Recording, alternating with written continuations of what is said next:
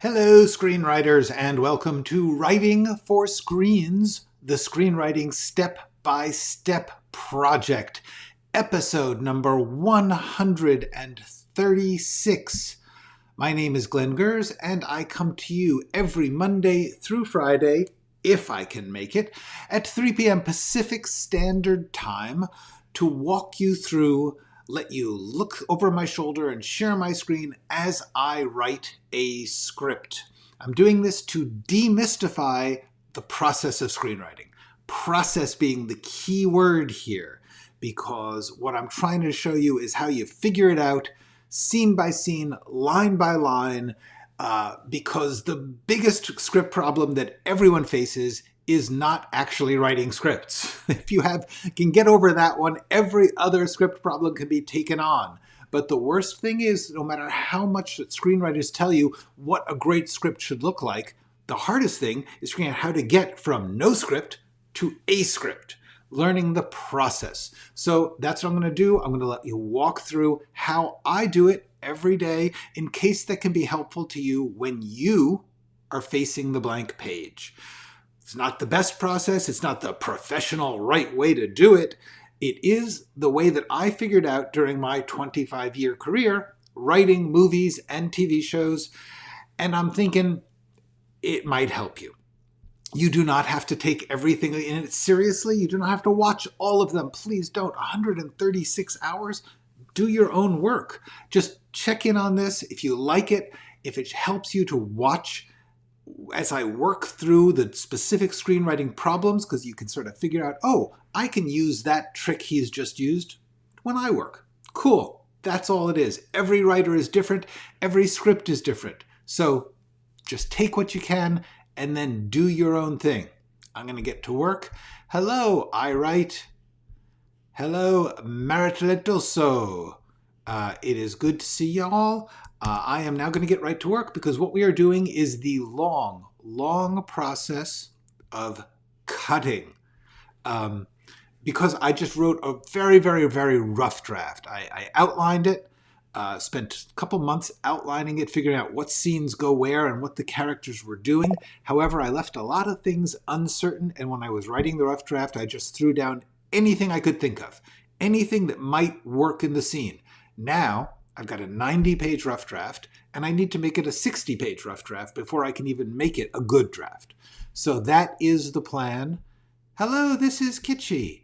That is what we are doing. I am just going through it. I'm trying not to even worry too much about other things. I'm not going to worry too much about the scenes being the right shape or the characters doing the right thing. I'm just trying to get the clutter of excess, wrong path words out of the way so that I can work.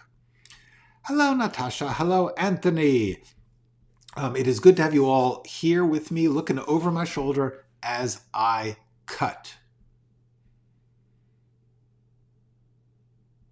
All right, I was just noticing takes. That is not good, but I'm going to leave it for the moment. But I'm going to do this. Takes a deep breath.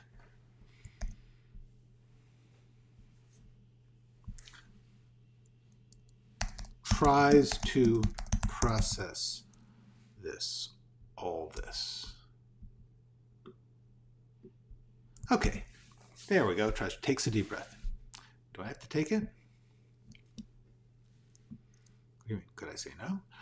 Why would you want to say no? I like where I am. I like my job. I like where I am. I think she's going to say I like my job down here. Yeah, I like the work. I like where I am. It's too many words, too many sentences. There we go. I like where I am. But director of...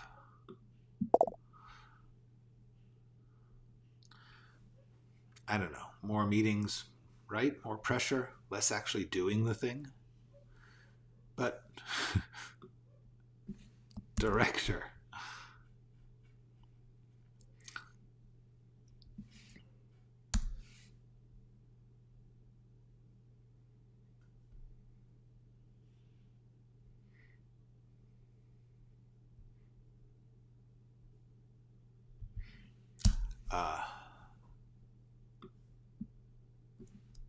Okay, see there, they stand in the lobby as other workers walk past. This has suddenly become awkward.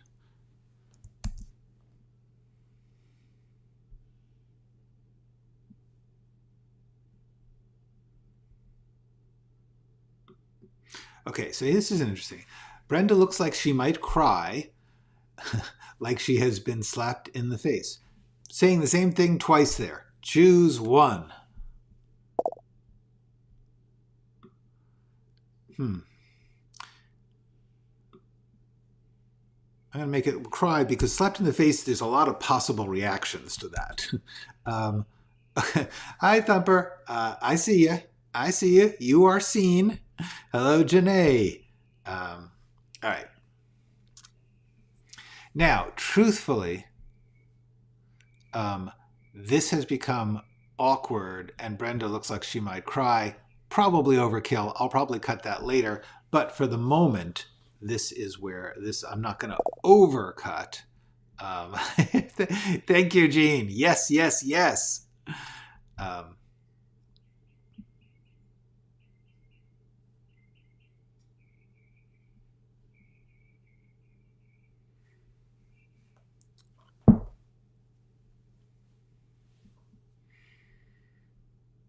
Okay, so when Madeline says all this stuff, I like this is great. This is how we know who. All right, Brenda is on the brink of tears. Brenda is on the brink of tears. Let's think about that. Let's look at that. Which one? No, I don't think so because that makes it about Brenda. It looks like she might cry to me. And this is just writing. This is just why different people, you give two people the exact same script assignment, you'll get very, very different scripts. That makes it about Brenda.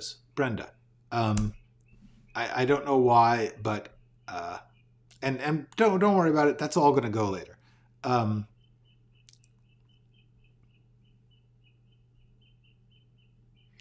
So then we do all this. Like Madeline comes to a decisive place. So I'm just going to cut all of this because it's just saying, yeah.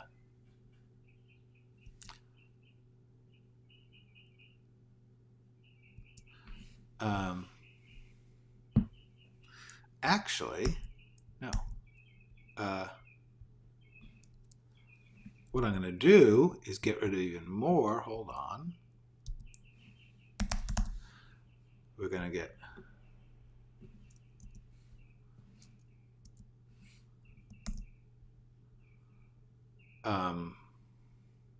we don't need the leaving part.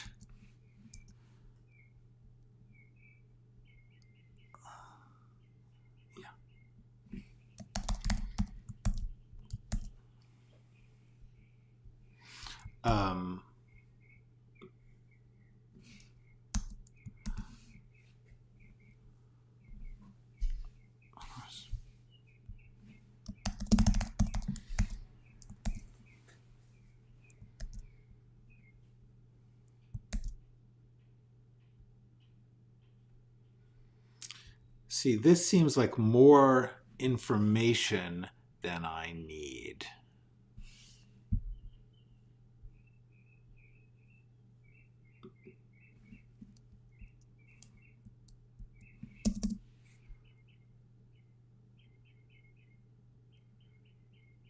You know what?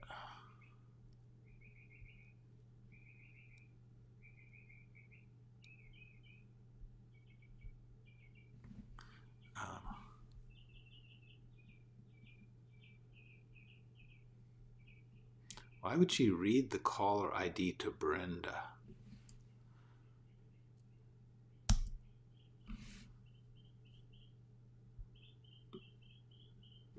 Yeah, that's just way too much detail. So you see, we're cutting. What I'm thinking is actually, we could just like cut right there. Like, do we even need Brenda to say it's okay?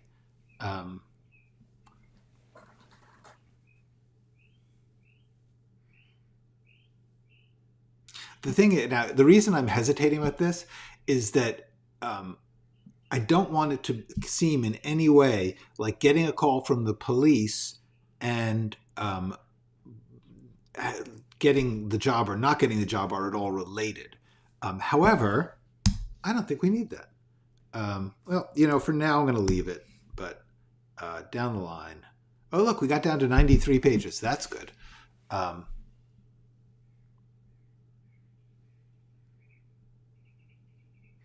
You see, here's the thing. I can technically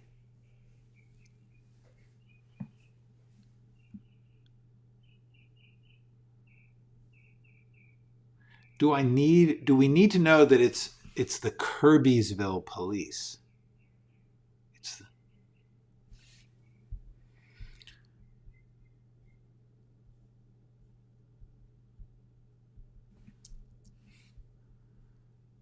huh.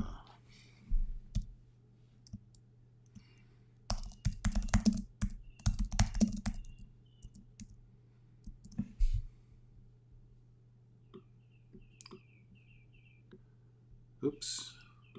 See now.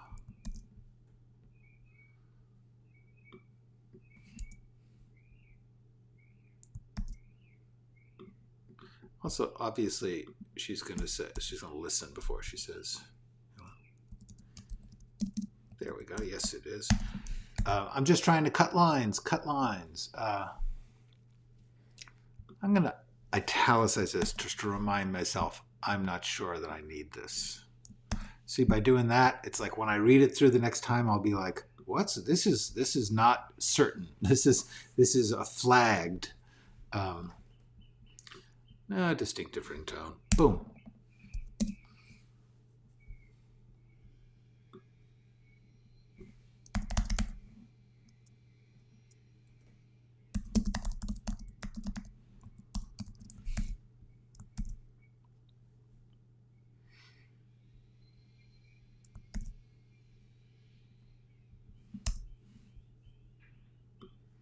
See, now there's so many times that you do this. As she listens, by what she hears. That's the same thing twice. Okay.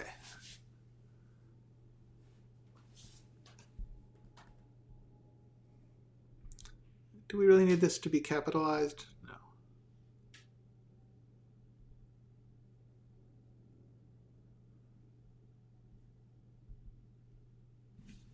Listens. Madeline listens, shocked, stunned.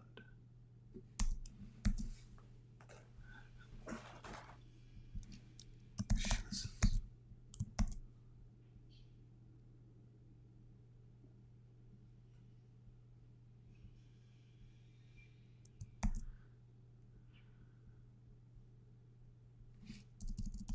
Get away. Just words. When you are cutting and you are close to the limit, you're anxious and afraid to cut just to rush it. Yes, yes. Don't rush the cuts. Don't be crazy. Partly, I'm experienced enough to have a good sense of what I can and can't, and therefore things like this. It's like I'm not sure about that, so I'm not going to cut it right now. So I'm just marking it. But in general, yes, you do not want to just get into a cutting frame of mind. By the way, this happens a lot with producers and executives and directors. They just start slashing. They just start cutting and without thinking about the consequences. Right now, all I'm trying to do is get rid of the excess, which is different from cutting things that might matter. I am not cutting anything that is not just excess words, right? At least this pass. I want to see how short I can get it just by cleaning, just by clearing the brush, the clutter.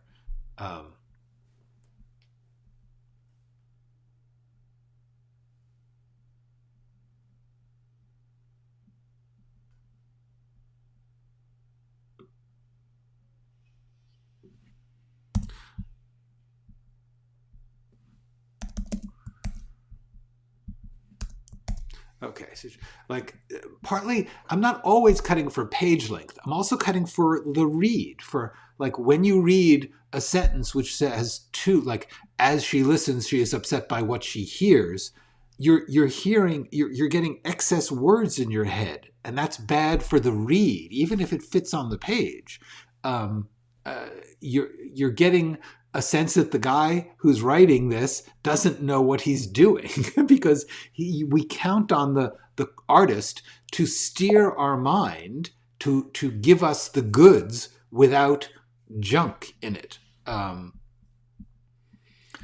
Yeah. We there has been. I've now and then you'll read something, you'll be like, who was in charge here? um, See, that's the other thing. Kirby'sville. Yeah, see, it's the police. I can take caller ID and Kirby'sville police out here because it's the police. Police? It's the police. Is Kirby'sville? Exactly. See, now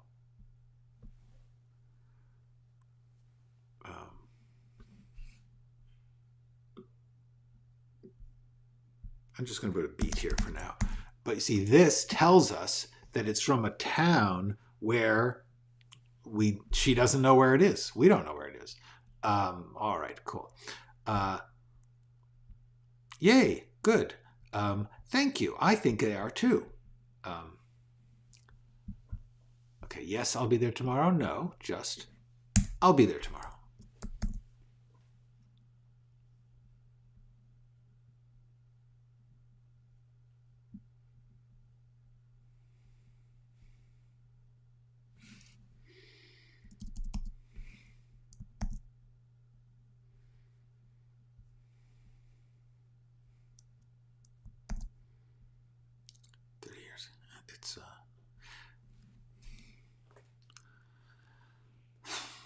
It's 30 years ago.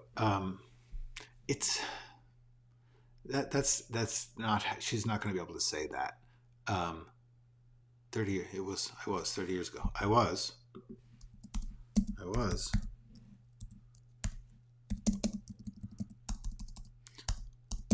also I can get dash happy, so I'm going to consider just Kirby'sville. As in what? Where the? As in we need to know where. Well, she's saying where is it, and they're going to say Pennsylvania. So just Kirby'sville. That would do it. And we're going to learn more. Remember, in any given scene, everybody doesn't have to know everything. The audience doesn't have to know everything. All they need to know is that she's getting a call from from police from some place that she doesn't know. Where that place is, not important. What that place is, not important. We're going to have the whole story to learn about that. Right now, you don't want to overload the audience with information that isn't relevant. Like right now, she's getting the call from the police. That's what we want to focus on.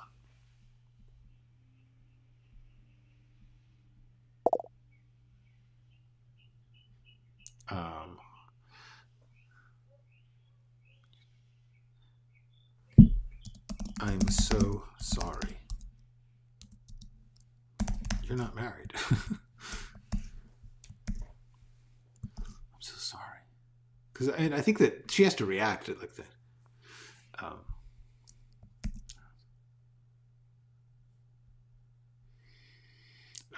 I've still got too many words here, but I'm going to leave it for the moment. Because that's, we got it a little better. Okay. Now this is where we got, I'm going to be very much rethinking this. Let me just check the outline. I believe I'm going to be, let's get good. Yeah, so far so good. This is where we are. Boom. So George dies, Madeline gets it. Right. Okay. So,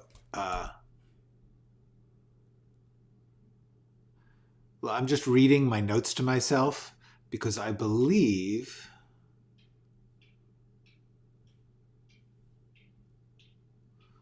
don't start with Madeline arriving by cab. Start on Elms and have Mad walk into it. That makes sense. That's better. Yeah.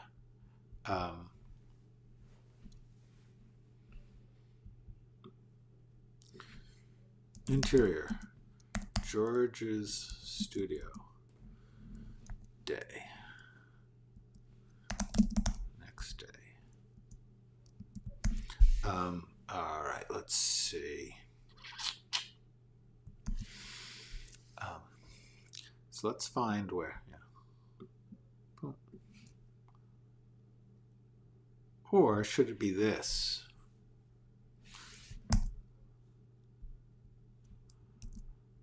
It's actually the garage. The studio is in the garage. All right. So,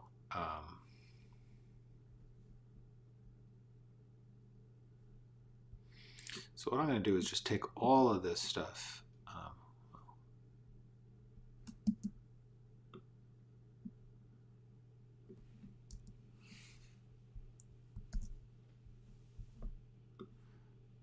Doesn't matter about this.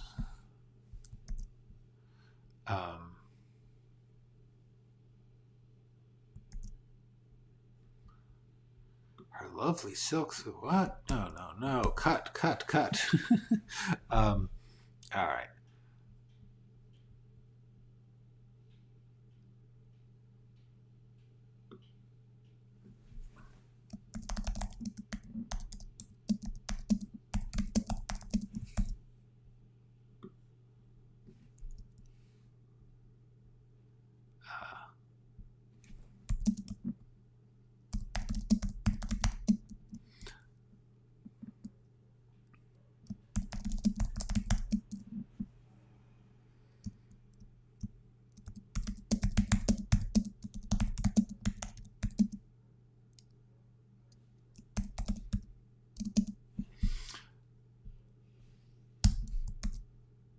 Okay, what I'm doing just is just clearing out the clutter and rethinking it so that we're going to start with the cop and then okay,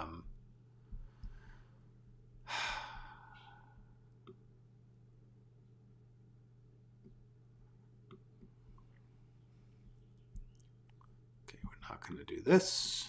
Boom. I'm going to take this and move it. I'm just going to move it down for the moment. Because she's going to get left in the house by herself. Sorry, I don't know what it's like for you guys to watch me scroll. I hope it is not disorienting.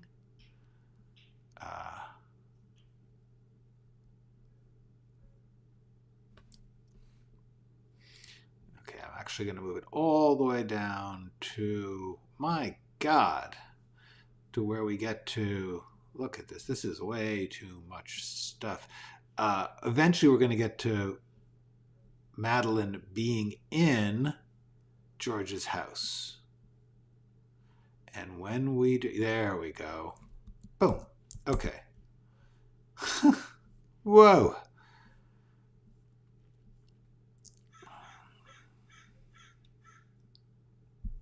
Okay.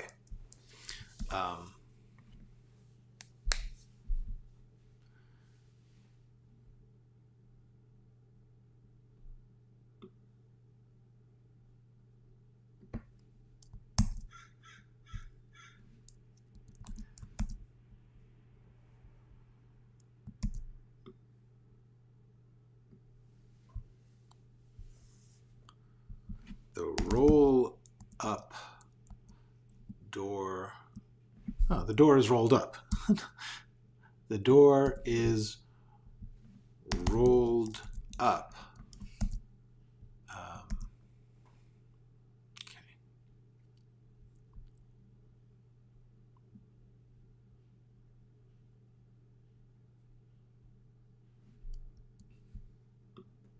Okay, so we're going to start with detective. And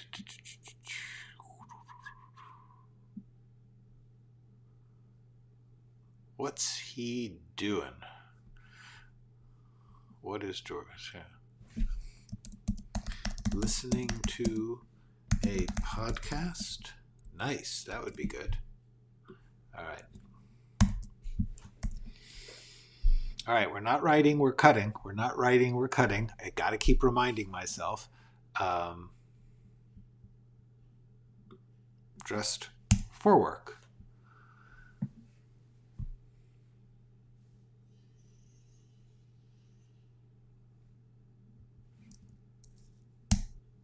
Cut the word. Cut words. Cut words.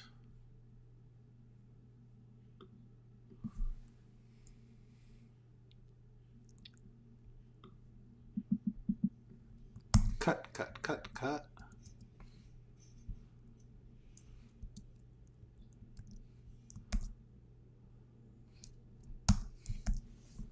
All right. Dressed for work. Boom. Cutting, cutting, cutting.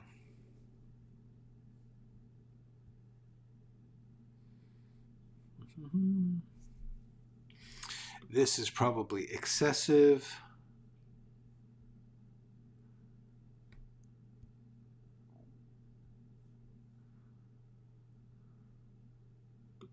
Rutted dirt. She's not. It's the driveway. It's not a farm. It's a farm. No. There we go. All right. I'm just sometimes that you just over describe, you over imagine. All right.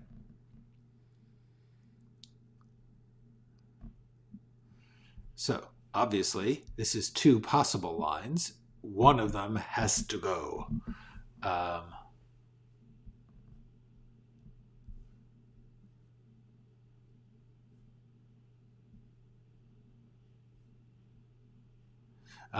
This is he says Mrs. Roizen because he recognizes her, because he figures who else would be coming with the suitcase.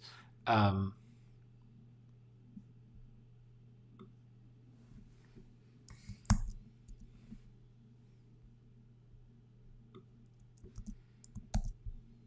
right.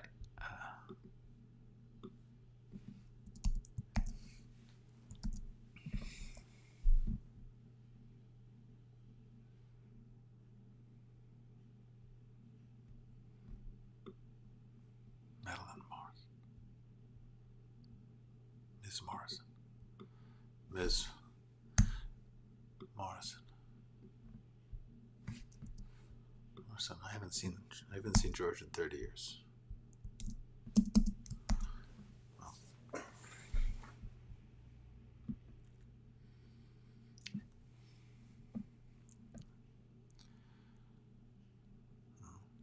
His will says in his will.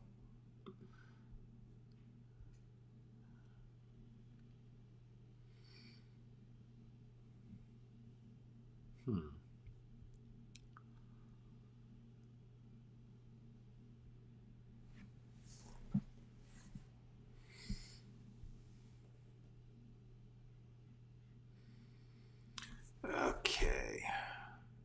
How are we doing here? How's everybody doing there watching me think? Hello, Wolf Powers. So glad that you made it. Welcome. We are cutting. We are cutting. We are reminding me not to write. Get rid of this. Don't need to figure out the legal issues. No, George was not remarried. Cut, cut, cut.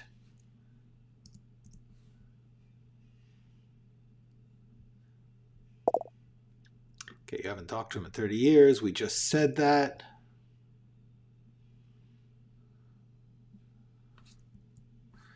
Okay. They have looked at his will. No. Thank you. Thank you, Gene. I will deal. Not right now, but I hear you. Gene knows legal stuff. Okay.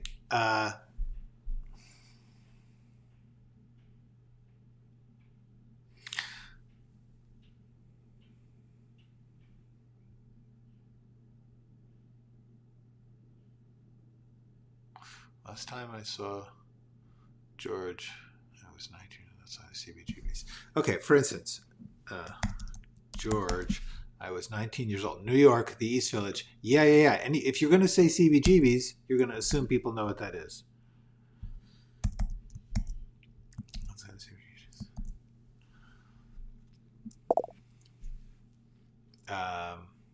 Outside of CBGBs. Does she say all this? If she says all this, then she doesn't say this.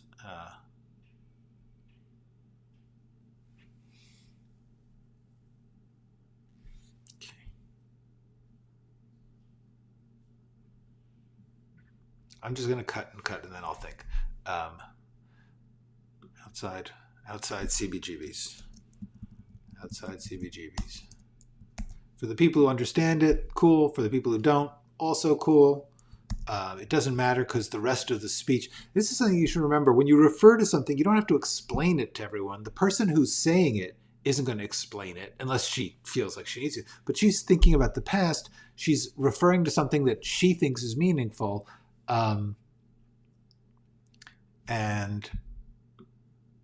so therefore, people can understand things through context. They may not know what CBGBs is, but they will know from the context that it's a bar.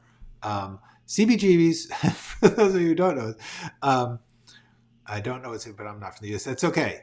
You're also probably not as old as I am. CBGBs was one of the main alternative punk band venues in the 1970s and 80s in New York. It was legendary. If you know anything about the punk scene or about the new wave scene in New York City in the 80s, that's one of the places. So it's gone now. I used to live a few blocks away.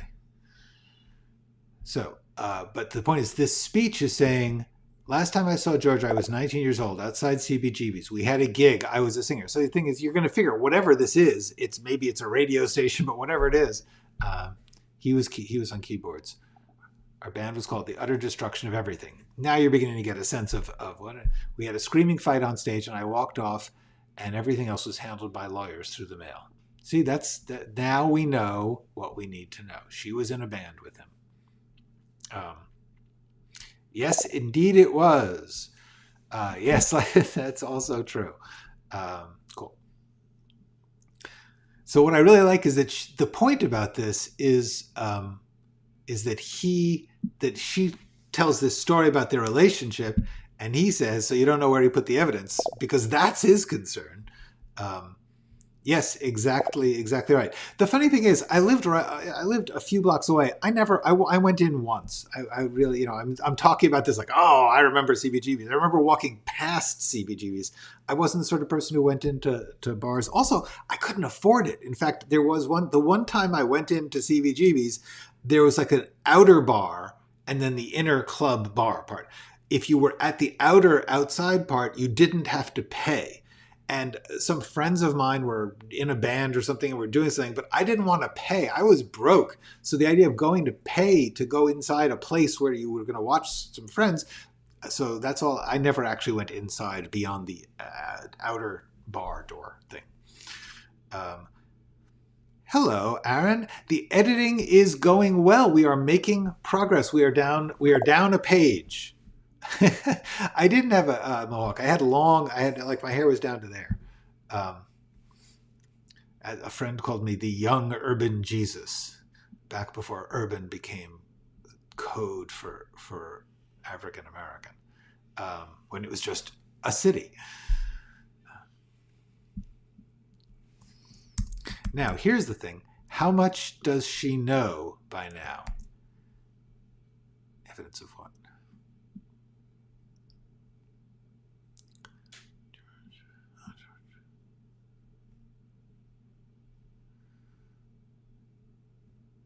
Eventually, I'm probably going to cut this down, but at the moment, I'm not.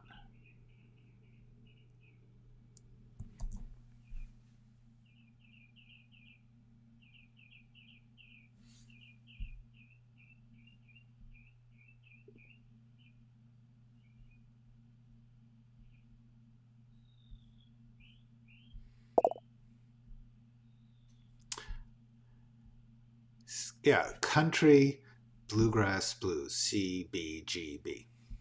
Which is funny because little did they know that's not what it was going to be known for. I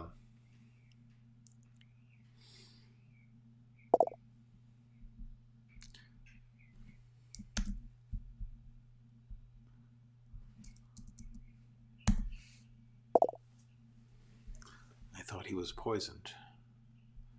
This guy, this chemistry set. This chemistry set guy.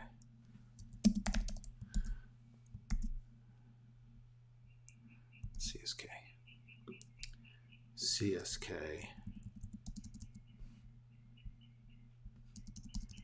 has been cold. CSK has been cold for 30 years. Might be a copycat.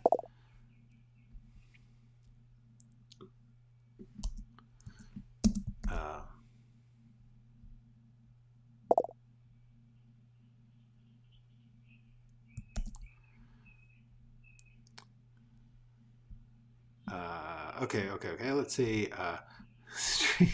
Yes, that's right. Thank you, God. That is a fact. Yeah. No, I didn't like punk back then. Okay. Hello, Kirby.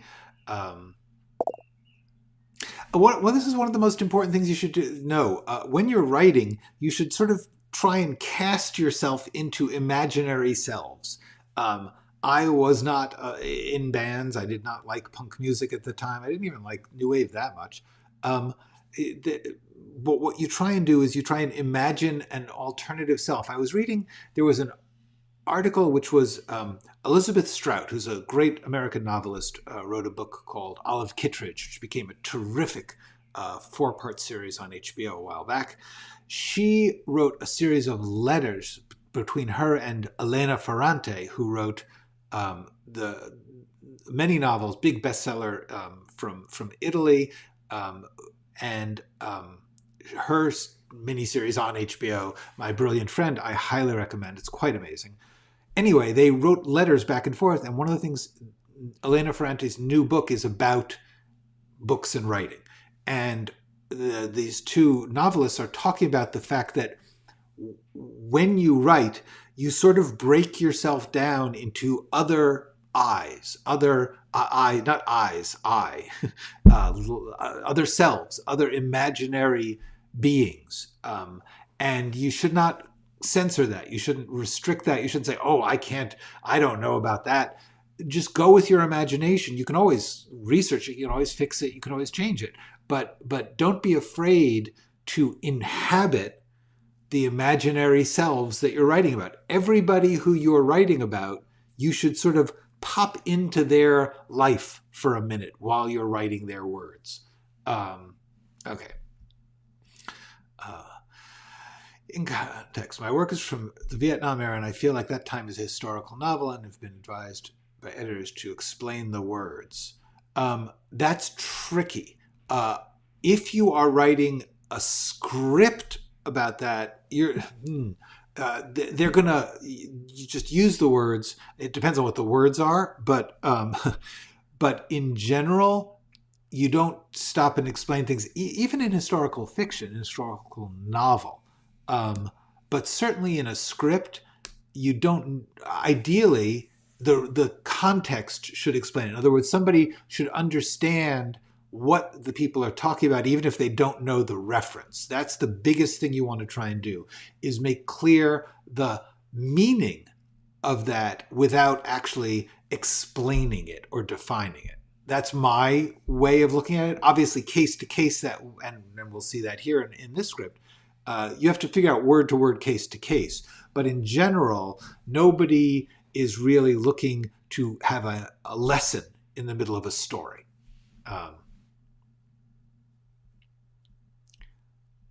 Might be a copycat. Might be a copycat.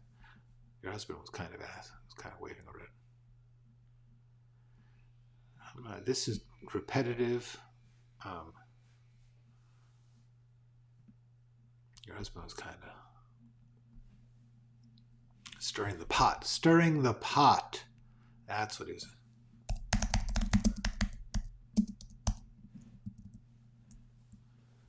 The CSK has been cold for 30 years. So your husband's kind of stirring the pot. Might have stirred up a copycat. Look at that. We have reshaped this speech to be better. Your husband kind of stirring the pot. Might have stirred up a copycat. Stirring the pot. Even if I don't use that phrase, at least I've got the structure of the lines. All right. Do you make a cast list for TV scripts, pre-production, or spec? No, it's not your job. Oh, you do mean a cast? Well, first of all, no. No matter what. Like at the beginning of a script, do you make a cast list, like list of characters, list of locations? No. Those are things that are done by the production. Those are not done by the writer. The reading script should be just a good read. In theory, if we can't keep track of the characters while we're reading it, having a list at the beginning is not going to help. The list at the beginning is for people to know who to call on what day and stuff like that. That's completely unimportant. One of my favorite parts of reading is coming across words that I don't know. Keep a notebook and pause and look them up. Yes, and even nicer is often if you're reading on a device, you can just look it up by tapping the word. Is it worth getting some of the difficult terms explained in a descriptive paragraph to get out of the way? Not really. It depends. I mean, how difficult are they? Like in this case, the difficulty is not important because the context explains it. If you are talking, like if you were actually doing a thing about chemistry and you needed to explain how a certain thing works, ideally someone in the story would need to have that explained to them so that they would get it explained and the audience would get the explanation there. Because truthfully, you definitely don't want to stop and explain or define things in your script. Readers do not want to read that. If they can't figure out what it is from the story, from the context, from the use in the characters, then it's probably not worth explaining, because it's not having an impact. Likewise, remember, if you're writing something in a made-up world, if you're writing in the Marvel universe and you're talking about a planet or a device that doesn't even exist, you have to get the meaning of it, the definition of it, into the action, into the behavior, and into the dialogue in a natural way that makes sense for these people because they need to explain it. Oh, you should definitely do a character list. I highly, here, look, overview. In the overview document, that's where I put all that stuff. I've got a list of every character, and I have to tell you, right now, these are like character descriptions, but way at the top, I will eventually make a list of characters. Absolutely. I think that that's a wonderful thing to do. Just don't do it in the script. All right. Back to this.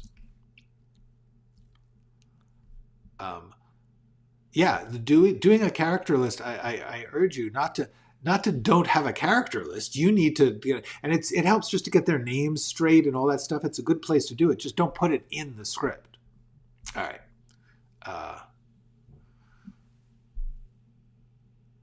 If it is, I thought he was poisoned, like this guy always does, the chemistry set guy.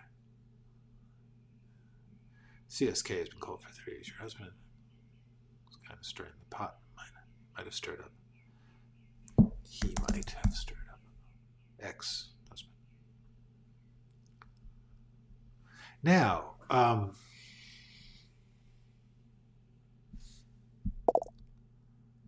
okay, so he was putting out on the internet they had special new evidence is going to edit.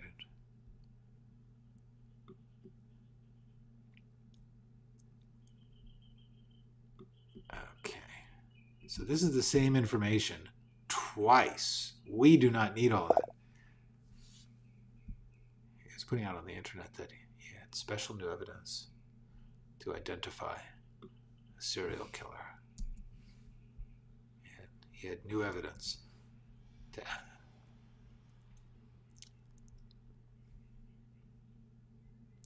dumb shit. Yeah, putting out on the internet, because the podcast is on the internet. He had new evidence to identify the serial killer.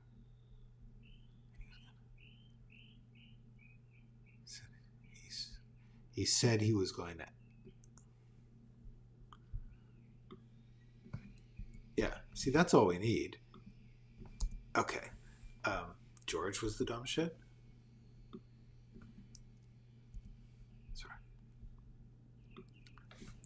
Sorry. But instead of going to the police,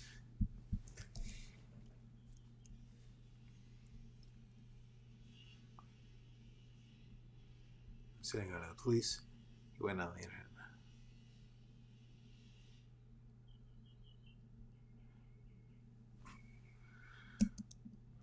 For obstructing justice. Probably reps. All right. Then we can cut these words. Cutting.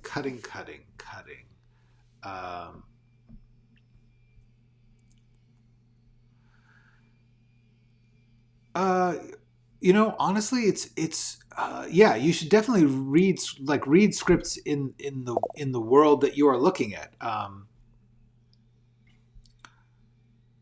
Yeah, exactly. If if you're just defining vocabulary words, don't do that. But if you're yeah, I would just say read as many scripts as you can. If you're dealing with historical stuff, try to read some historical scripts, and likewise check the fantasy world. But every script is different. Balance it as best you can to keep the read readable. See, now here I've got the same thing. Dumb shit. Stirred up a copy of the dumb shit.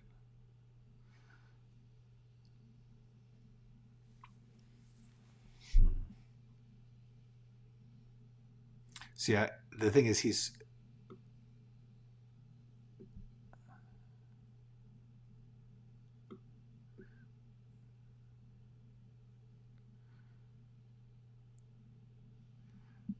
eventually I got to figure out how to not say this twice. This is the same information twice.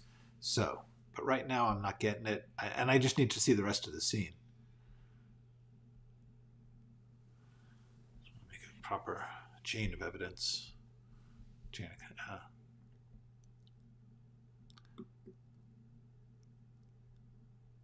Proper case file.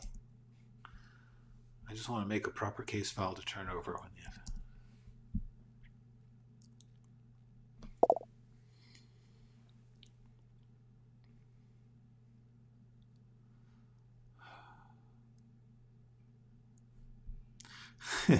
Yeah, I hate to say it, the 60s are way historical. Okay. Now here's the thing. I kind of like this. I'm going to leave this, even though it's taken some time. Yeah, no, nobody does know what that is. So you should definitely define that.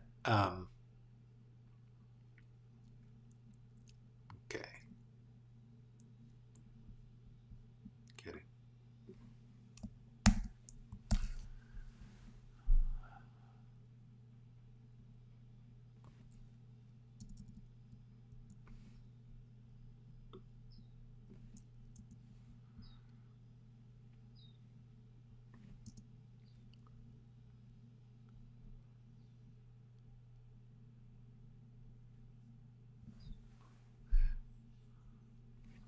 Talking to everyone he knows, checking his bank records, phone records, bank records and phone records.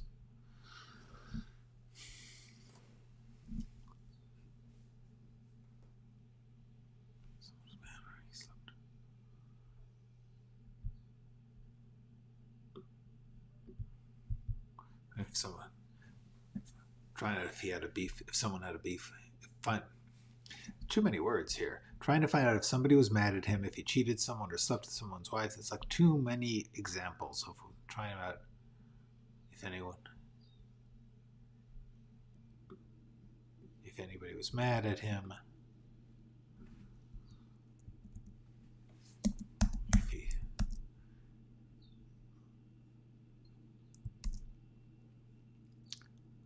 could be, you know, that this had nothing to do with the podcast.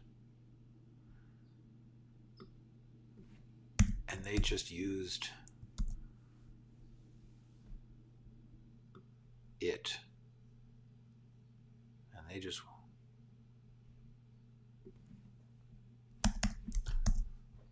wanted to make it look, wanted to make it look like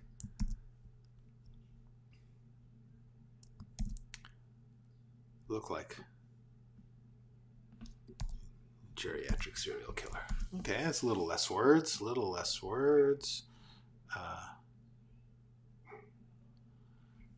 right.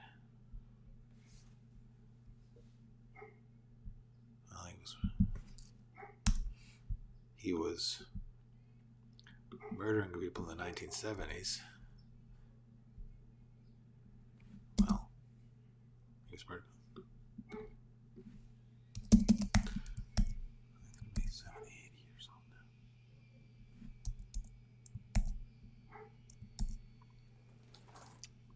He was murdering people. In the 1970s. Okay.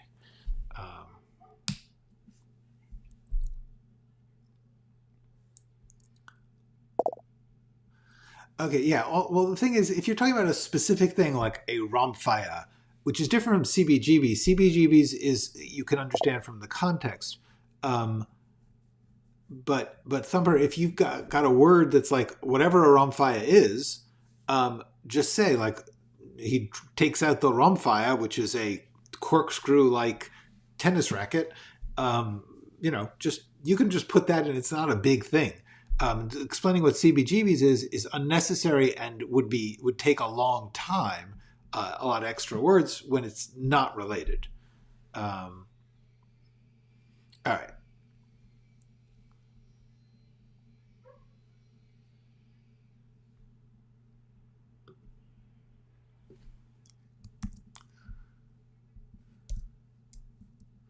All right, just getting rid of words.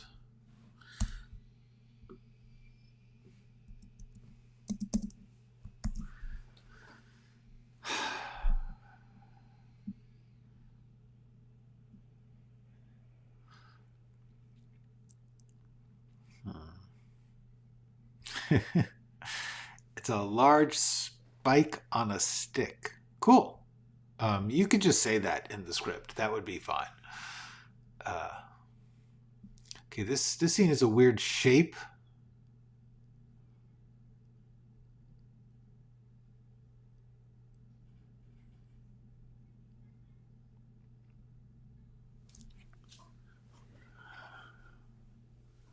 Talking to everyone he knows. Yeah. He knew. Talking to everyone he knew.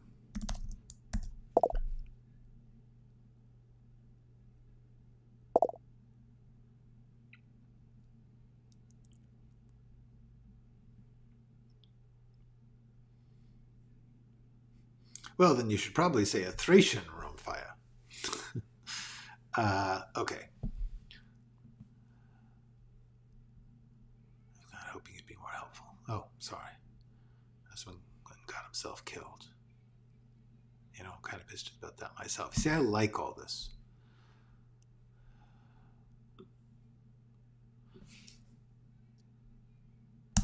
This has got to get shorter. I don't have to take on all this. Take this. I don't know this man. I don't know it. I didn't ask for this. Yeah. There we go. Let's cut down that. I don't know this man. I didn't ask for this. I can't help you.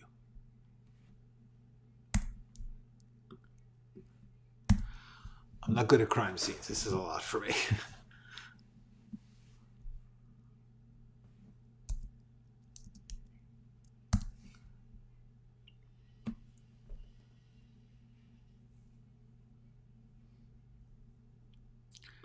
Cutting words.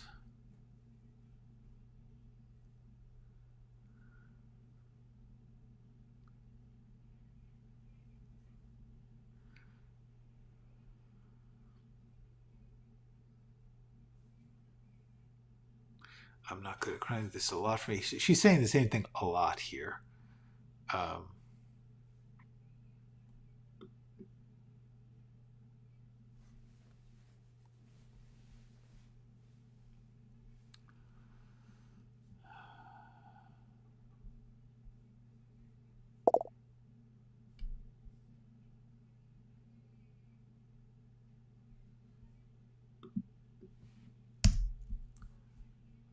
You'll be here for a while.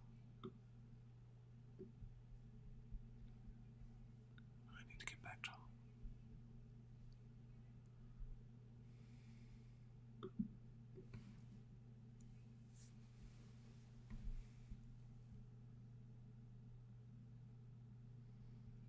Okay, this is where we're just repeating this. Blah, blah, blah, blah.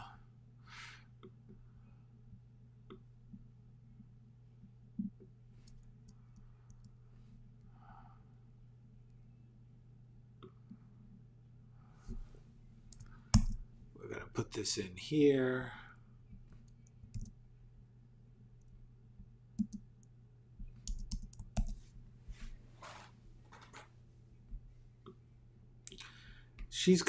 This is too soon. This is all for a later scene, this I'm upset stuff. So I'm just gonna, hey, look, we got to 92 pages. We've cut 2 pages today.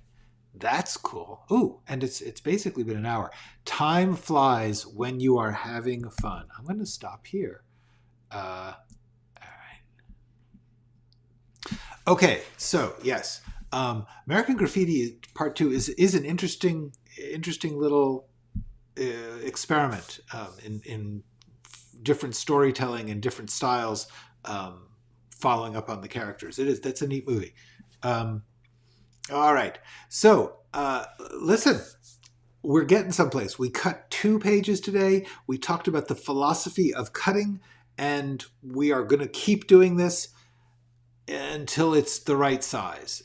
In the meantime, I hope you're learning something. I am certainly enjoying your company as we do this. And I'll see you tomorrow. Go write something.